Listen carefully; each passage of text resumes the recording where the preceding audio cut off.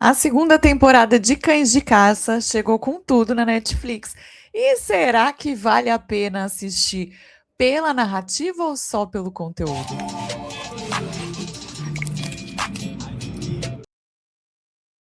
Olá, dorameiros e dorameiras de plantão! Bora falar sobre ele?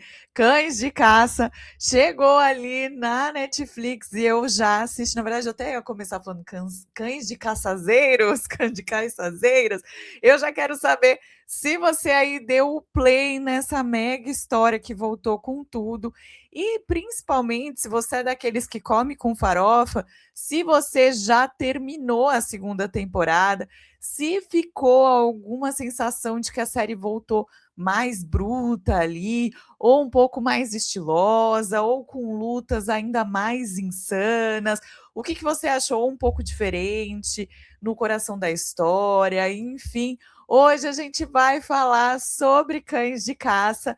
Obviamente, né? Tá aí no título do vídeo. E aqui, deixa eu botar só eles maiores aqui, porque eu quero deixar eles muito musos na tela. Aê, maravilhosos, né? E aqui nesse vídeo, como que ele vai funcionar? Já deixa o seu like se você gosta aí quando eu falo sobre o drama no geral, né? Se eu trago essas resenhas aqui, sem muita edição, sem muita firula, porque o drama saiu hoje, eu vim correndo te contar. Mas me conta nos comentários tudo, tá? Sobre Cães de Caça, sobre dramas coreanos, enfim. E o vídeo vai ser eu vou te falar sobre sinopse, vou falar sobre elenco de Cães de Caça, roteiro e direção, vou falar um pouquinho aí sobre esses 2 temas, e aí eu te conto se vale a pena você assistir sem spoilers, não vou dar nenhum spoiler aqui, e depois vou te explicar o final, caso tenha ficado algum momento agridoce ou algo latente, tá? Bora começar falando aí sobre a sinopse do drama, onde a gente tem aí nessa segunda temporada o Gun-un e o Woo-jin, que amo demais esses dois, né? Para um cenário ainda mais perigoso do que a primeira temporada, né? Se antes a história estava mergulhando no submundo da agiotagem, agora a série se expandiu e entra ali numa escala onde coloca os dois numa liga ilegal e internacional de boxe movida por dinheiro, ganância, violência, uma transmissão clandestina para milhões de pessoas. Depois dos eventos da primeira temporada, o Gun-un volta ao ringue com o sonho de crescer no boxe, ao lado do seu parceiro ali, do Gundin, que continua como seu treinador e irmão de vida. Os dois vivem uma fase mais estável ao lado da mãe do Gun-un, ajudando inclusive no café dela. Só que essa aparente calmaria acaba quando surge o Im Baek-jong, que é um lutador cruel, ambicioso, que comanda ali lutas clandestinas, tá? E o Baek-jung, ele enxerga o Gun não como um lutador, um grande lutador, mas como uma peça valiosa para expandir o seu negócio ilegal. Quando o Gun recusa, né, que é logo ali no primeiro episódio, inclusive queria fazer um adendo aqui, que quando o personagem do Baek-jung é apresentado pra gente, ele já é apresentado com uma certa luz vermelha, uma questão mais obscura, tudo para dizer que ele é realmente um vilão da história, que está chegando ali, porque ele está chegando no aeroporto, que está entrando na história, um grande vilão. Quando ele, né, voltando aí para o personagem do Han, recusa entrar nesse sistema, esse convite vira uma perseguição. E aí a temporada inteira gira em torno desse confronto. De um lado, os protagonistas que lutam para proteger as pessoas que amam, e do outro, um vilão que transforma o combate em espetáculo, poder e sadismo. Ou seja, a premissa da segunda temporada é super direta. Cães de Caça é menos sobre descoberta moral e mais sobre resiliência, resistência, sobrevivência e confronto inevitável, tá? E falando de elenco, já trago aí na tela o do Han, belíssimo, né? Volta repetindo seu papel como Kim Gun-un, o coração físico e moral da série, na minha opinião. O Gun continua sendo aquele personagem muito íntegro, muito leal, né? E tá sempre pronto para proteger quem tá ao redor dele. É um protagonista que funciona muito, porque o Duhan sabe equilibrar a força física com doçura. Eu acho que ele faz isso bem. em praticamente todos os dramas dele. Um outro que ele faz isso super bem é Mr. Plankton, e isso continua sendo uma das marcas registradas da série, tá? Eu tava morrendo de saudade de acompanhar tanto a história quanto também o seu parceiro, que está em tela também, o Lee Sang-gi, que tá, né, segue também, volta aí para fazer o Hong Woo-jin, que é o complemento perfeito do Gung-un, né, esse grande amigo da vida, essa pessoa pura, mais frontal ali, que tem um time, um carisma, uma energia. Ele, em diversos momentos, é o alívio cômico da história, ele sustenta ali um pouco mais de leveza e humor para o drama, e a química entre os dois segue sendo o pilar da temporada, tá? Eu acho que eu consigo acompanhar essa amizade dos dois aí por mais tempo, se puder, e inclusive se a Coreia quiser fazer spin-offs da história, ou quiser trazer mais coisas dos dois, eu vou adorar ver. Eles poderiam fazer até programas de variedade, assim, né? Tipo, ter um programa dos dois, os atores mesmo, porque eu acho que eles trazem esse ar de amizade dentro e fora do drama, e eu amo demais. E o próprio diretor do drama falou que quis intensificar justamente os elementos que o público mais amou na primeira temporada, né? A ação do box e o bromance dos dois, né? Esse romance dos dois, dos protagonistas, que não é bem um romance amoroso ali, né? É uma cumplicidade da amizade que eles têm. O que a gente tem de novidade aqui é a entrada do personagem do Rain. Eu vou botar ele aqui na tela para vocês. Para quem não lembra, né? Pelo amor de Deus, minha gente, Rain, um muso maravilhoso de nossas vidas. Deixa eu ver se eu botei ele aqui para vocês. Botei. Ele entra como um antagonista muito físico, muito ameaçador. Ele tem uma presença gelada, porque eu falei, ele já entra com aquela cara de vilãozão. E os críticos do drama já destacaram que ele realmente é um grande destaque da temporada, os críticos internacionais.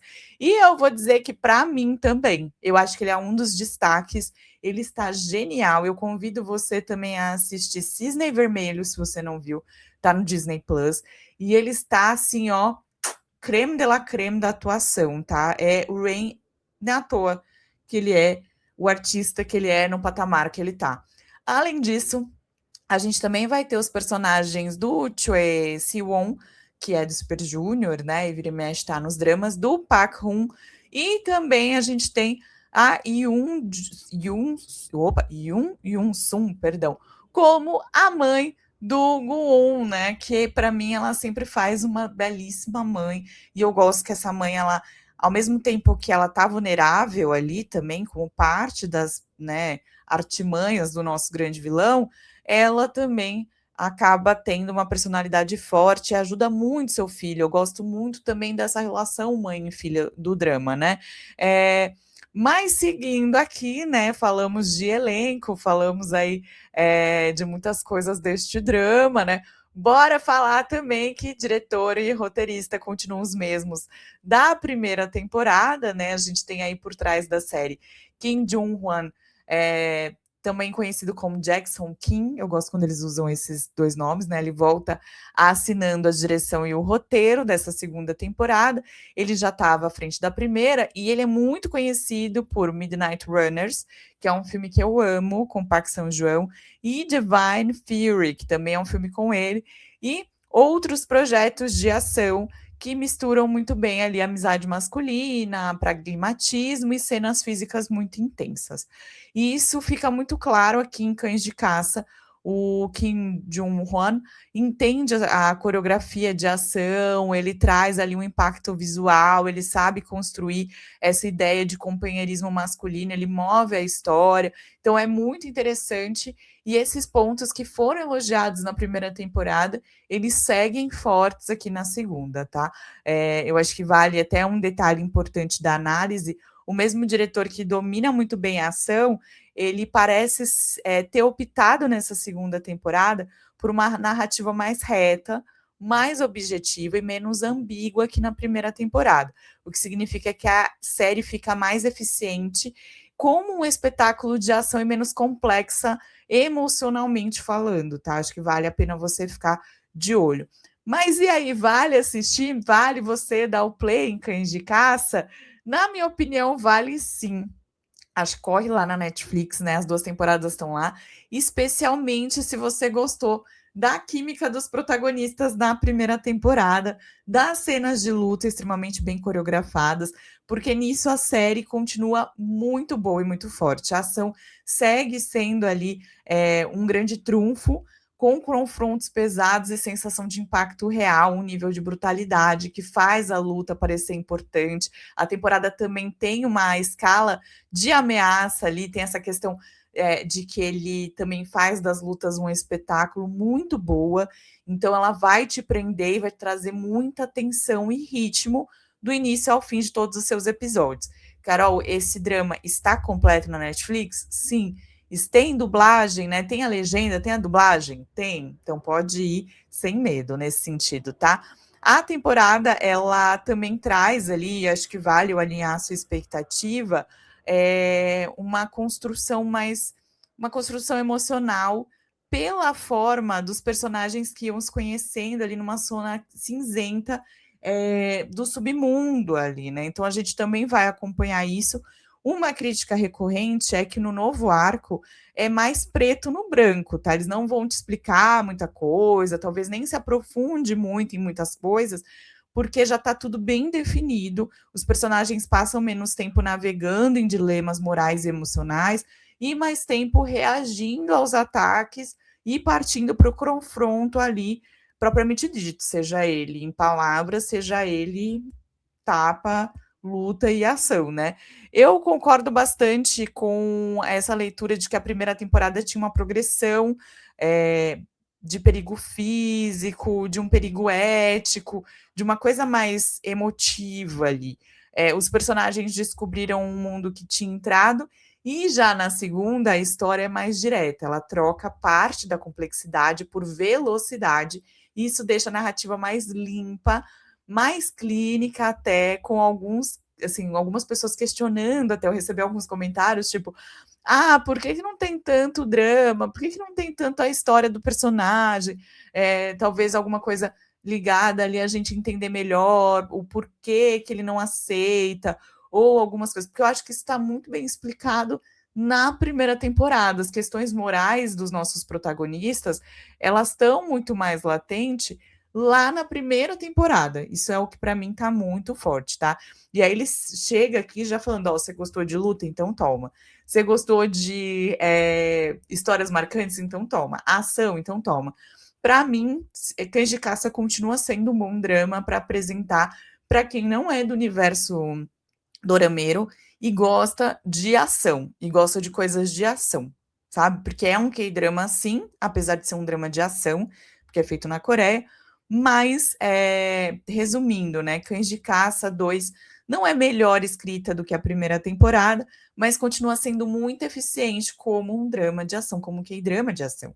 E a dinâmica dos dois protagonistas, para mim, é excelente, assim, eu acho que eles realmente são aqueles irmãos que se amam, que se apoiam, mas não são irmãos de sangue, né? E isso é muito legal de acompanhar. Agora, para quem achou ali, né, o final meio esquisito, a partir daqui temos spoiler, já também seguindo para o final do vídeo aqui, né? Vamos falar sobre esse final, né? No final clímax da temporada, o Gu-won acaba sendo forçada a encarar o Baek-jun, né? De uma forma mais direta ali, né? De uma forma mais ativa, e então a luta final acaba. Gente, peraí, que agora eu botei mais imagens aí para vocês. Deixa eu botar mais uma aqui. E eu gostei da piadinha com frango frito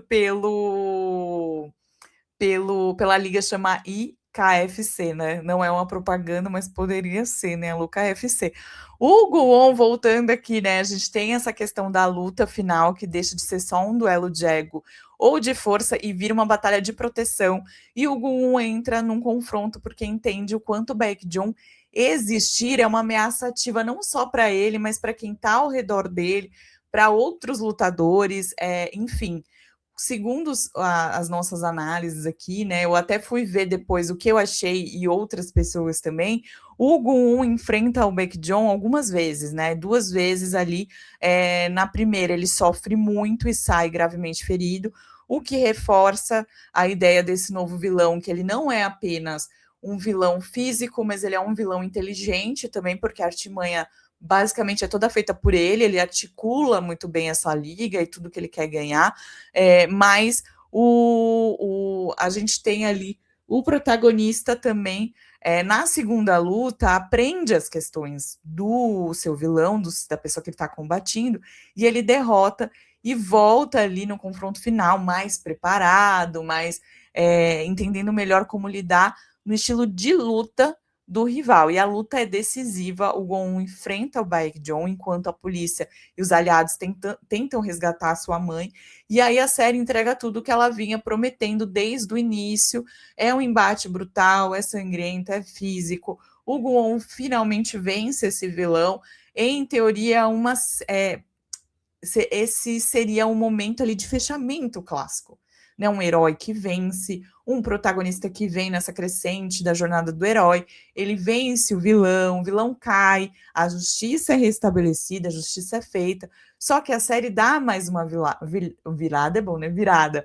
Depois da derrota, o Baekjeon é capturado, só que no transporte, antes, os agentes ali ligados ao serviço secreto entram em cena e sequestram o vilão e fazem parecer que ele foi ali, ó, eliminado, né? Mais tarde, a revelação é que isso tudo fazia parte de uma operação maior. O Baekjeon é pressionado a entregar as conexões criminosas internacionais e, em vez de simplesmente desaparecer da história, passa a ser reaproveitado como uma espécie de cão de caça a servido de uma nova engrenagem.